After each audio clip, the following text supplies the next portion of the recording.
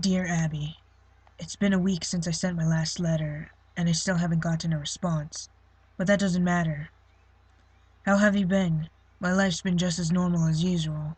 Get up, go to work, go to bed. I live in a really shitty apartment, but I guess that's what you get when you work as a grocery bagger.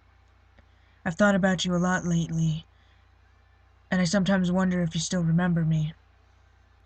I saw you again today at work. This time, it was at a more reasonable hour, thankfully. I didn't want to bother you to see if you'd approach me on your own. You came to my line again, which made me absolutely thrilled. This time I was less nervous. I was going to act normal, no matter what you did or said. I wasn't going to let a girl like you slip through my fingers. As you walked up, you muttered something that was too quiet for me to make out, and waited at the end of the counter for me to finish packing your groceries.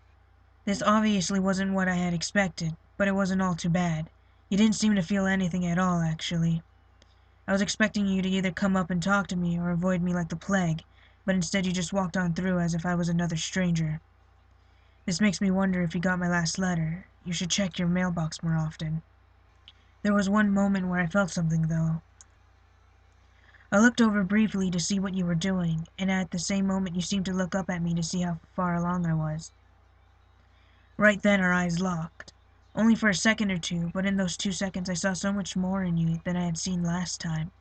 I felt as if I had known you for years, like I knew all of your intricate feelings and emotions. Did you feel anything like that with me? Shortly after I'd finished packing your bags, you paid and walked out. Obviously, this was a pretty normal process for me considering I do it about 50 times every day.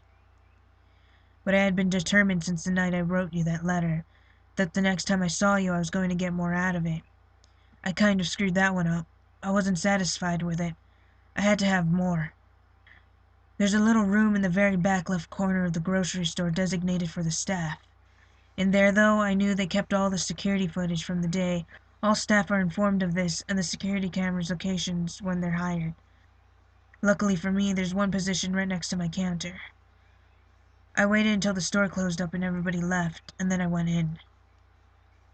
After flipping through a few of the TV screens, I found the one that was connected to the camera by my counter. I rewinded it until about when I remembered you coming in. After a few minutes of scanning, I found it. There you were. I paused on the best still shot I could find. I knew the camera wouldn't do you justice, but it was the best I could have for now. Having a longer look at you, I realized how truly perfect you were. Every feature of your body, your hair, your face, your legs, your chest, was just perfect. I rewinded the tape to when you first came up to my line a few times. I couldn't help myself. My eyes were glued to the screen. After a few minutes of consideration, I popped out the tape and shoved it into my pocket and then drove home. I knew I wasn't allowed to. I could very well be fired for taking such actions, but I couldn't help myself. I had to have you with me at all times, even if it means me losing my job. Abby, I love you. I love everything about you. I think about you constantly now. Do you feel the same way about me, Abby? I just want us to be together, forever. Right back soon. Yours truly, Jay.